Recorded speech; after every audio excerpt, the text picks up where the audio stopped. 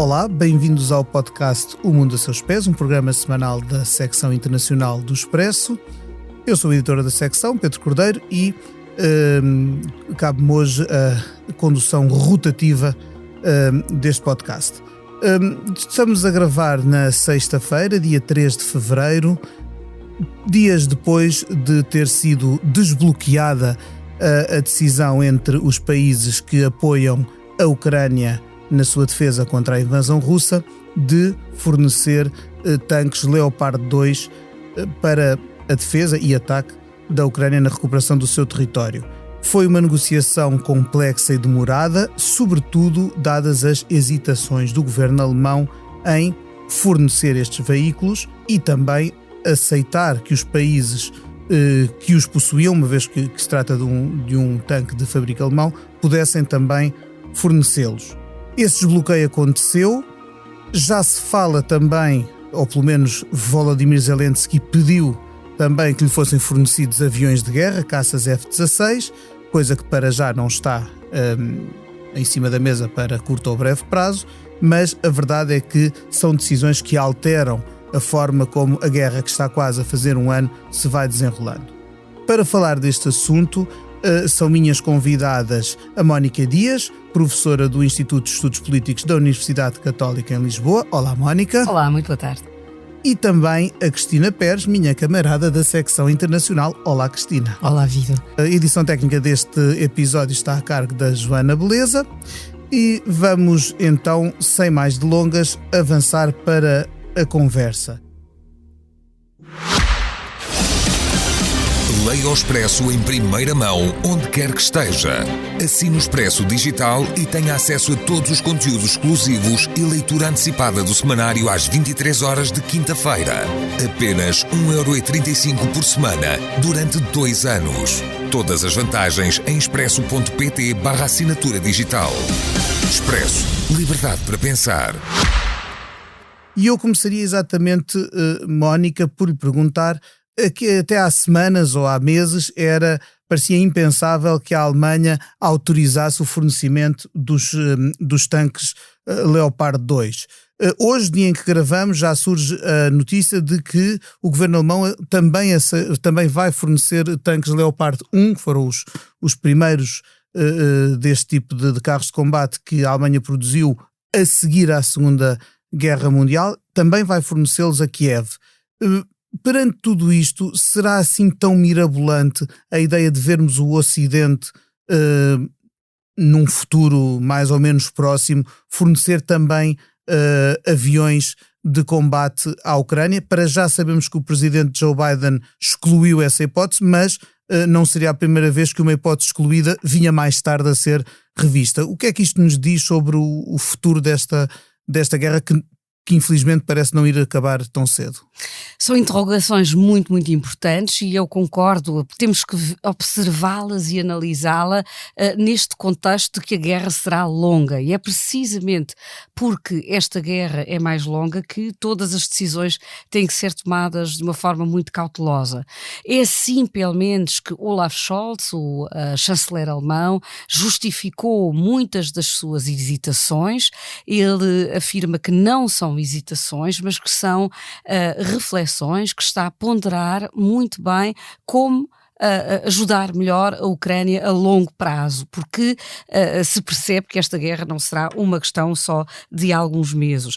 E, portanto, muito se tem falado sobre as hesitações alemãs nos últimos tempos. Eu creio que a Alemanha e Olaf Scholz provavelmente não soube comunicar bem a sua posição, e ele tem alguma razão na prudência que mostrou. Não foi, no entanto, um comunicador muito hábil, não é? Scholz não é um Macron, é um homem calmo, é um homem da Alemanha do Norte. Isto tudo é muito, muito importante, mas é alguém em quem depois se pode confiar a 100%, que faz realmente as coisas, não é? Portanto, temos aqui também uma maneira de ser, uma cultura política que é muito, muito, muito específica alemã, e sem entendermos a cultura política alemã não é possível entender isto. Por exemplo, Timothy Garton Ash, que tanto eu admiro, falava do novo verbo to Scholz, não é? Que significa adiar as coisas, prometer, fazer conversas bonitas, mas na verdade não agir, não é? To Scholz, não é? Esta nova palavra. E por muito que possa admirar e gostar de Timothy Garton Ash, um grande jornalista, mas acho que é perfeitamente injusto esta muito duro nas colunas dele com Berlim. E também outros países têm sido muito duros e de uma forma muito injusta, porque a Alemanha é de facto um país muito especial dentro da Europa e no mundo, e deixe-me só aqui referir talvez algumas razões pelas quais esta prudência foi acertada, a meu ver. Primeiro, obviamente que Olaf Scholz explicou que não queria avançar sozinho, não devia ser a Alemanha a lançar-se, até porque depois, provavelmente, várias vozes na Europa diziam: lá estão os alemães a avançar sozinhos sem perguntar os outros Estados. Portanto, e o peso da história é capaz de também ter aí o peso da história também é muito importante, mas antes disso até esta questão de não se querer avançar, a Alemanha queria avançar de uma forma concertada com os parceiros da NATO, e também, Scholz explicou isso, não queria que a Alemanha se tornasse uma parte da guerra direta, não queria que a Rússia começasse a hostilizar ou atacar a Alemanha ou a retirar daquele conjunto da Aliança Alemanha. Portanto, ele disse abertamente que também tentava proteger a Alemanha de futuros, respostas russas direcionadas unicamente para a Alemanha. Mas para além disso, sim, concordo, obviamente que a razão mais importante e ligada precisamente a isto tem a ver com razões históricas e culturais. Não se trata só da Segunda Guerra Mundial e do regime nazi. Temos que pensar que a Alemanha invadiu toda esta região durante a Segunda Guerra Mundial, e há aqui dois acontecimentos muito, muito importantes. Primeiro, o massacre de Babin Yar em 1941. Aqui 33 mil judeus foram fuzilados, um crime de guerra horrendo. Isto é numa aldeia perto de Kiev, e portanto, obviamente, esta culpa e esta responsabilidade está muito presente na consciência dos alemães. Ainda há poucas semanas, quando a Alemanha condenou o Holodomor como crime de guerra, não esqueceu de, nesta própria declaração de crime de guerra do Holodomor, dizer: mas também a Alemanha cometeu crimes de guerra neste mesmo território. Portanto, a Alemanha é talvez um país no mundo que, talvez com o Japão, talvez em comparação, mas que mais reflete e mais consciencializa a sua culpa. Isso é algo que é ensinado aos miúdos na escola, etc. Sim. Outra razão é a invasão das tropas alemãs da própria Rússia. Portanto, entre 1941 e 1945, a Alemanha invadiu o território russo e morreram entre 28 milhões e 40 milhões de russos, que foram vítimas de soldados alemães. Também aqui foram cometidos crimes de guerra, terríveis atrocidades. Ainda esta semana se assinalou o 80º aniversário da Batalha de Stalingrado. Exatamente, não é? Mas, portanto, nomeadamente nesta região. E, portanto, esta ideia de que nunca mais armas alemãs deveriam matar russos ou causar sofrimento a outros, isto marcou a cultura política alemã durante décadas, desde a fundação. Aliás, está consagrado na lei fundamental alemã, no seu artigo 26, a proibição de utilização de armamento alemão em zonas de guerra, e se isso acontecesse apenas com a aprovação do governo. Portanto, isto é uma lei mesmo, e a lei faz sentido, porque tem a ver com esta situação histórica. E por fim, a dizer que, e isto foi dito também pelo secretário-geral da NATO, que a Alemanha tem participado muitíssimo, tem apoiado todos os dias há armamento militar na Ucrânia. Há um apoio não só militar, mas também humanitário, financeiro enorme, mas também também militar. Portanto, e isto é muito importante e neste momento estão muitos, veículos de combate, não só o Leopard 2, mas também os Marder e muitos outros, recursos, treinamento de soldados ucranianos também, isso está a ser feito e, portanto, há um empenho enorme. Não esquecer também 1 milhão de refugiados ucranianos na Alemanha e, portanto, há aqui todo um contexto de apoio e, obviamente, uma Alemanha muito dividida, com muita reticência. Não podemos esquecer que Scholz não é o chanceler dos europeus, não é? É o chanceler dos alemães e responde perante os alemães. E para terminar só, para enquadrarmos isto, com esta prudência toda e com este processo que demorou muitas semanas e que eu acho que foi conduzido mal, não na ideia, porque a ideia de Scholz parece-me acertada. Aliás, Scholz quis esperar pelos Estados Unidos e os Estados Unidos cederam e depois de longas negociações decidiram estar ao lado da Alemanha quando a Alemanha fez o anúncio. Portanto, aqui Scholz ganhou uma batalha com os Estados Unidos, mas, por exemplo, nas sondagens atualmente, Scholz perdeu imenso a sua popularidade, está em 50% na questão da confiança. Os alemães, só já 50% dos alemães confiam nele e apenas 35% dos alemães acham que ele é um bom líder. Portanto, há aqui muitos problemas da sociedade alemã muito dividida também. O apoio à Ucrânia, aí não há divisão, mas a utilização de armamento de ataque, de armamento, digamos, pesado, aqui sim, e parece-me que estes problemas vão continuar. Mónica, se me permite, precisamente na caracterização do perfil psicológico dos alemães, que é muito, muito pouco compreendido. Ou seja, 70, quase 80 anos de cultura de low profile, que foi na verdade o que eles fizeram, portanto, com a opção pacifista, na verdade retirou-os do protagonismo, de tal maneira que eles tiveram muito mais protagonismo a nível europeu e como motor da União Europeia do que propriamente como país individualizado. E de repente são gerações que ficam com uma mentalidade completamente diferente e muito renitente a uma coisa que, falando a semana passada com um colega meu do Tagesspiegel, o Christoph von Marschall, que ele me alertava para uma coisa que é óbvia para os alemães, é que, tal como na Guerra Fria, se houver um território onde a guerra rebenta, é na Alemanha.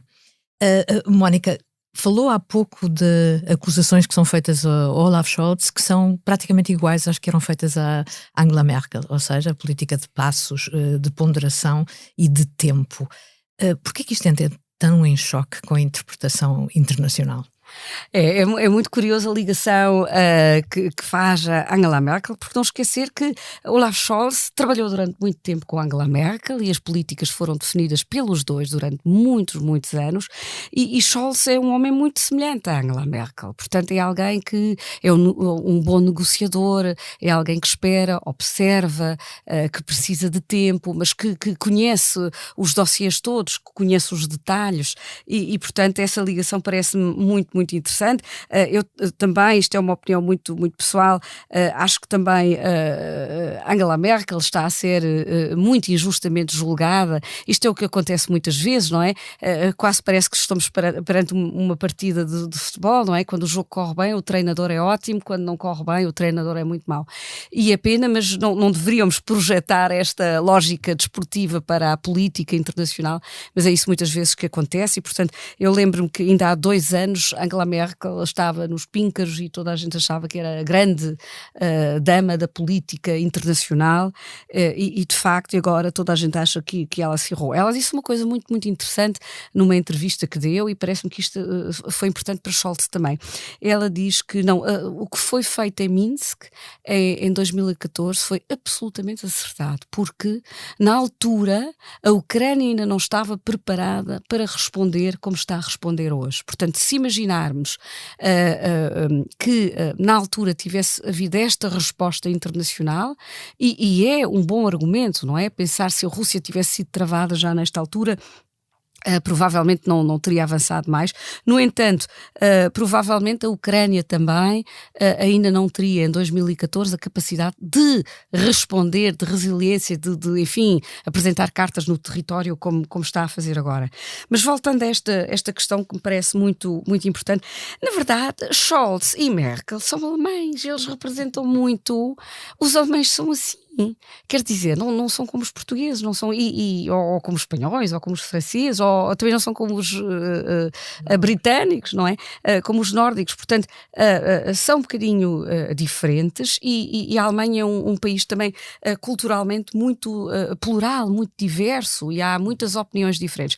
Não esquecer, isto aqui é um fator muitíssimo importante, que temos uma parte enorme do território alemão que durante 40 anos pertenceu à União Soviética, quer dizer, não pertenceu à União Soviética, mas era um Estado satélite da União Soviética, em que havia só um partido político, em que havia polícia secreta, em que não havia sociedade civil livre, enfim, e portanto há aqui, em alguma população, também uma maior afinidade em relação à Rússia, isso é muito, muito importante.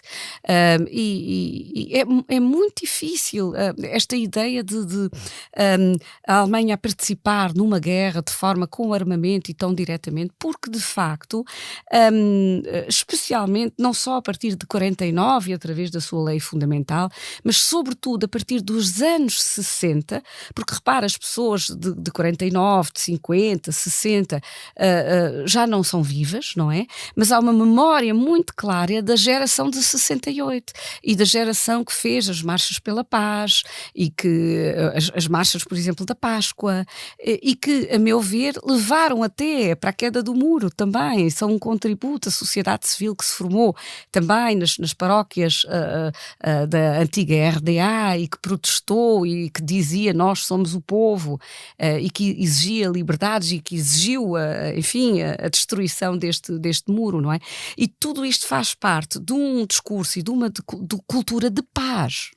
E a Alemanha nunca mais devia entrar numa guerra. Este slogan nunca mais guerra foi muitíssimo importante, e a Alemanha de facto não participou. Repara, a Alemanha só entra para as Nações Unidas em 1972, não é sequer membro fundador da NATO. Toda a relação com armas, com combate, com guerras é muito complicada. Eu nasci na Alemanha e andei na escola na Alemanha, e portanto desde muito pequenina que isto me foi, enfim, ensinado. Tive que visitar campos de concentração, todo um discurso antimilitarista, a crítica ao militarismo, não aos militares, não é? Mas ao militarismo. Isso é algo que domina absolutamente. Não é talvez assim para a jovem geração, para as pessoas que têm 20 anos, não é? É um bocadinho diferente, mas para as pessoas que neste momento marcam talvez a cena cultural e a cena política, há muitas dificuldades, mas saltou-se aqui, por isso podemos falar de facto com uma mudança de era, porque pela primeira vez se entende que é importante travar esta agressão, é importante travar a aspiração imperialista russa, e de facto é importante defender a democracia, e isto tem que ser feito com armas. Mónica, pegando precisamente nisso que diz e nessa caracterização de uma data de gerações, abrindo os sites dos jornais alemães, eu hoje vi a notícia da exportação de Leopard 1 para lá dos 2, a Noruega que vai comprar 54 tanques Leopard 2, a Espanha que vai preparar os que têm, tudo isto para ser canalizado para a Ucrânia,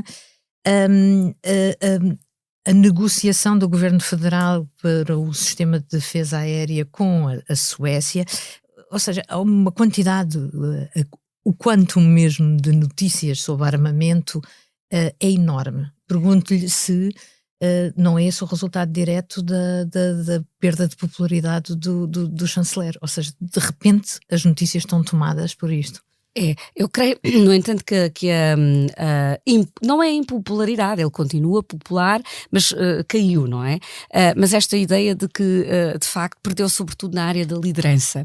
E isto é muito interessante porque me parece que tem mais a ver com a sua incapacidade de comunicar, como eu dizia há pouco. Portanto, não tem em si a ver com o armamento, mas tem mais a ver com aquilo que na praça pública foi identificado com uma hesitação e que tornou a Alemanha, de facto, no mundo e em termos da sua política externa, portanto, como é que a imagem prejudicou realmente a imagem da Alemanha.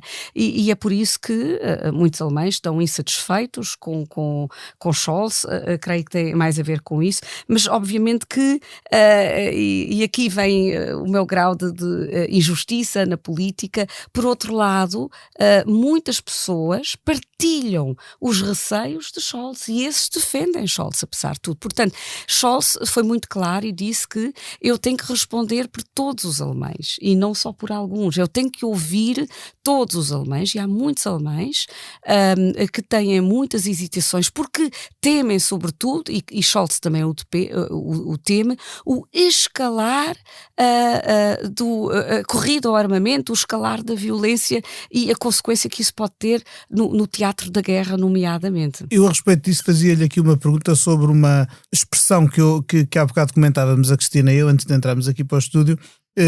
Dizia alguém que, a propósito desses medos de escalada, a propósito do envolvimento dos Estados Unidos com a Europa, com aquilo que se chama o Ocidente, para simplificar, nesta guerra, que na verdade já haveria uma guerra mundial a decorrer na Europa, embora não com esse nome. O que é que acha disto? Bom, havia certamente um conflito violento desde 2014. Quem visitasse a Ucrânia bastava olhar para as populações no Donbass, bastava visitar alguns cemitérios para ver de facto que aí já existia de facto uma guerra, já havia muitos refugiados da Ucrânia, também em Portugal, e que contavam essa guerra. Agora, eu acho que havia talvez sinais alarmantes, mas não podemos falar de facto em guerra. A guerra começa com algo concreto, portanto, conflitos. Hoje em dia falamos na transformação da conflitualidade em termos políticos e portanto, o que há no mundo, e aconteceu desde os anos 90, é precisamente esta transformação dos conflitos, e há conflitos menos violentos, mais violentos, há também conflitos que estão constantemente a acontecer, mas uma dimensão baixa, não é? E a Ucrânia era um conflito de baixa intensidade, como se costuma dizer. Agora, o que aconteceu, de facto, no dia 24 de fevereiro de 22, é que deixou de ser um conflito de baixa intensidade e transformou-se, ao contrário do que acontece em muitos lugares no mundo, em que há conflitos de imensa violência a acontecer, talvez até com mais vítimas do que este agora, com mais refugiados até, se olharmos para o panorama do mundo e dos refugiados. No entanto, aqui aconteceu uma coisa completamente inaudita, que é um país das Nações Unidas, ainda por cima um membro do Conselho de Segurança, invadiu outro país, as fronteiras que esse próprio país aceitou. Portanto, a própria Federação Russa aceitou em vários tratados, em vários acordos, e falo aqui, por exemplo, do acordo de 1994. Isso é fundamental, porque é o que leva a abdicar, a Ucrânia a abdicar de armamento nuclear a troco da segurança das suas fronteiras. Exatamente, não é? Mas também o acordo, porque depois ainda temos ali 4 anos, há um acordo muito, muito importante de 1998, em que a Federação Russa diz que aceita um eventual alargamento da NATO e, portanto, que a Ucrânia pode decidir soberanamente como faz o seu futuro. E, portanto, o que é novo de facto, e por isso é que esta guerra para os alemães e para os europeus, mas especialmente para os alemães, é muito diferente e é muito mais fácil de entender do que, por exemplo, uma guerra no Iêmen ou numa guerra, enfim, na República Central Africana, não é? Porque esta guerra é muito concretamente ter um agressor que viola as leis internacionais, que ataca outro país, passa as fronteiras e comete atrocidades, de facto, crimes de guerra, ataques civis e infraestruturas civis. E é por isso que também foi muito fácil essa parte, portanto, não a parte da hesitação que temos agora por causa do armamento, mas foi muito, muito claro. Poucos dias depois desta agressão russa, Olaf Scholz imediatamente aceita aumentar o orçamento alemão para os tais 2% exigidos pela NATO, o que, tendo em conta o PIB alemão, é enorme, para responder também um pouco àquilo que a Cristina dizia há instantes, e mais, dá à cabeça 100 mil milhões de euros para reforçar, enfim, as tropas, as forças armadas alemãs. E, portanto, isso são números. Eu não sei se daqui a uns anos não vamos estar todos a dizer, aqueles que mais diziam que a Alemanha está a hesitar muito, não são essas mesmas pessoas que vão estar a dizer a Alemanha está hipermilitarizada, isso é um perigo, e portanto, é bom tomar nota de tudo aquilo que dizemos. E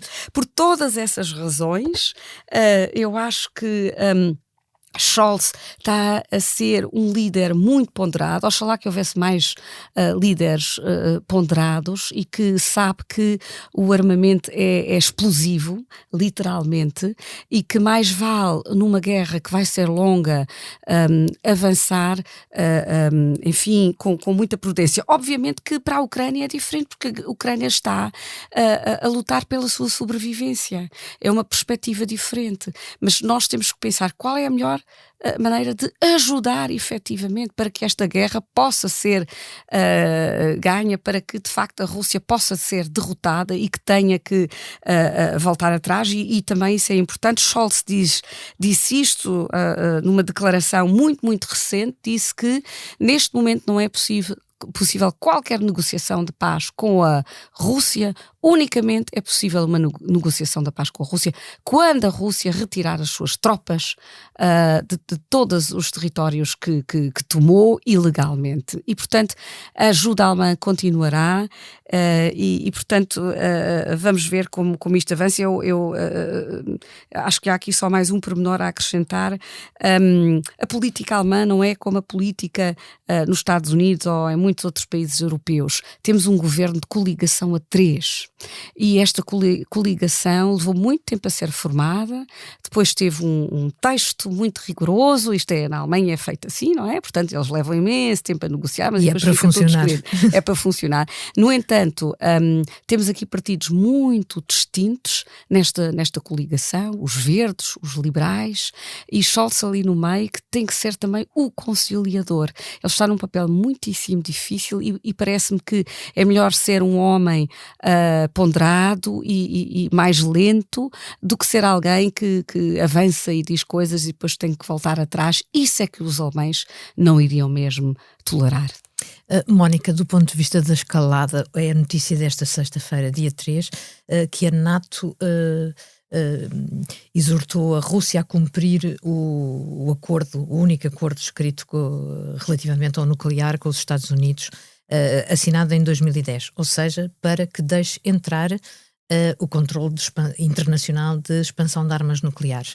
É opinião bastante generalizada que, faça-se o que se fizer, tudo será razão para Putin escalar no armamento.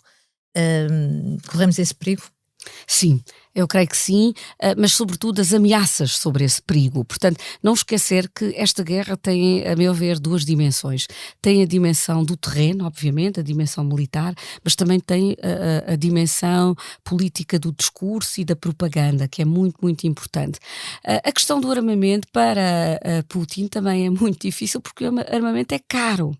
E o armamento envolve grandes operações logísticas, envolve o armamento armamento puder funcionar, ser sempre, enfim, controlado, tem que haver uma manutenção, tem que haver uma formação e portanto, parece-me a mim que Putin tem aqui um grande problema, porque não tem armamento e não tem economia para poder, enfim, rapidamente reforçar aqui os seus apoios. Aliás, muito desta guerra tem a ver com isso, não é? Perante a China, os Estados Unidos e a Europa, a Rússia obviamente não teve capacidade para permanecer um grande ator internacional, não teve essa capacidade, cá está, económica sobretudo, mas também não teve a capacidade política, cultural. Quer dizer, a China tem não só o lado económico, tem o lado tecnológico, por exemplo, tem outros aspectos, tem esta estratégia Road and Belt, que é apelativa, de alguma forma, podemos totalmente discordar dela, mas que é apelativa. A Rússia não tinha nada para dar, não tinha nenhum apelo político, cultural, não tinha nenhum apelo, enfim, também económico a dar. E atenção, não estou a dizer isto sobre a cultura russa, que é uma cultura absolutamente extraordinária, com pessoas incríveis que neste momento estão a viver uma vida muitíssimo difícil, mas estou a falar do discurso do Kremlin, portanto, o discurso oficial, político. E aqui Putin, de facto, nada tem a oferecer e tem grandes problemas económicos, tem grandes problemas de poder recrutar militares para esta guerra, vai tornar-se cada vez mais difícil e portanto temos aqui obviamente um problema deste escalar. E depois ele tem o seu último joker, não é? Que é a ameaça nuclear e que constantemente ele está a jogar. E isso foi numa grande entrevista que Olaf Scholz deu ao Spiegel, foi diretamente a seguir, enfim, a invasão foi em março. E ele nessa grande entrevista, portanto já há quase um ano, ele falava do medo nuclear. Ele dizia que sim, conhecendo Putin e digamos os seus aliados, isso é uma opção que não é só teórica, porque de facto Putin é de certa forma politicamente um acossado neste momento, não era, mas neste momento é, e no desespero não sabemos o que irá fazer. Portanto há aquela música do Sting dos anos 80, I hope the Russians love their children too. Eu tenho a certeza que os russos amam os seus filhos, mas não tenho a certeza sobre Putin. E portanto não esquecer também que a situação do próprio Putin está cada vez mais vulnerável, está nas mãos também enfim, do grupo Wagner, de gerir todos os seus militares. À sua direita tem nacionalistas muito mais ferozes do que ele próprio, que falam abertamente sobre a possibilidade nuclear, e não esquecer também que Putin destruiu completamente tudo o que havia de sociedade civil, grande sociedade civil, Navalny, Vladimir Kara-Murza, tantos homens e tantas mulheres, jornalistas, politólogos, enfim, pessoas de toda a área da sociedade civil, professores, grandes professores, que enfim, já fugiram da Rússia, ou então estão presos, ou foram já assassinados. E, portanto, ele neste momento tem um grande problema, porque ele não tem moderados. Ele próprio destruiu os moderados. E, portanto, um homem acossado é capaz enfim, de cometer muitas ações terríveis. E tentando manter a esperança de que tais ações terríveis possam ser evitadas ou pelo menos nas suas piores consequências, olho para o relógio e vejo que o nosso tempo está a chegar ao fim. Mas não nos vamos embora sem fazermos aquela pergunta que se repete em todos os episódios do Mundo a Seus Pés e que é a seguinte: Mónica, se neste momento pudesse viajar para qualquer parte do mundo sem qualquer limitação, para onde é que iria e porquê? Bom, eu gosto imenso de viajar e por isso é muito, muito difícil. Mas vou arriscar aqui uma resposta. Ia a Moscovo, porque todas as outras, enfim, hipóteses seriam difíceis. e se eu fosse a Moscovo e se tentasse falar com Putin? Bom, já que estamos nessa pergunta do impossível, vamos imaginar. Eu acho que geralmente os processos de paz se fazem pela imaginação. Ninguém imaginaria há alguns anos que o muro de Berlim caísse. Às vezes é importante a imaginação na política. Às vezes a ajuda pode vir de sítios onde não estamos a imaginar. E, por exemplo, Scholz viajou há uns dias aonde? Para onde? Para onde é que ele viajou? Uma viagem muito importante. Foi precisamente viajar Lula da Silva, foi ao Brasil, e a seguir Lula da Silva disse que gostaria de mediar, portanto disse que estava disponível para mediar. Portanto, neste momento está tudo em aberto. Agora, uma coisa é certa, precisamos para a esperança e precisamos para a paz um fator importantíssimo, que é saber transformar-nos, saber transcender e saber ter imaginação. Isto faz parte da vida de qualquer diplomata, de qualquer negociador, e eu tenho esperança que possa surgir, nos bastidores, talvez não vamos saber, mas que possa surgir, cá está, esse rasgo, esse salto quântico, e que possa, enfim, não trazer world peace, não é? Porque o mundo é sempre um mundo de conflito, mas que possa, de facto, fazer parar esta guerra e enfim, transformar a nossa perspectiva neste momento tão terrível do futuro. Cristina, para onde te dirigirias? Eu, dentro do jogo, deste jogo de improbabilidades daqui sugerido pela Mónica Dias, eu iria de reportagem para a Nigéria, cujas eleições presidenciais são no próximo dia 25, portanto não teria nem um caractere de espaço para publicar no Expresso, mas teria certamente uma visão extraordinária do país, que é uma das grandes reservas de petróleo do mundo, que não tem eletricidade, que tem uma vintena de candidatos, o país mais populoso da África e certamente determinante para o futuro. Eu, enquanto editor, comprava já essa reportagem. E eu estou aqui para testemunhar. Com isto nos despedimos. Resta-me agradecer às convidadas, a Mónica Dias, a Cristina Pérez, à Joana Beleza pela edição técnica deste episódio e, acima de tudo, a si que está desse lado a ouvir-nos. Para a semana há novo Mundo a Seus Pés, com outros convidados, outros assuntos. Até lá, até breve e até sempre.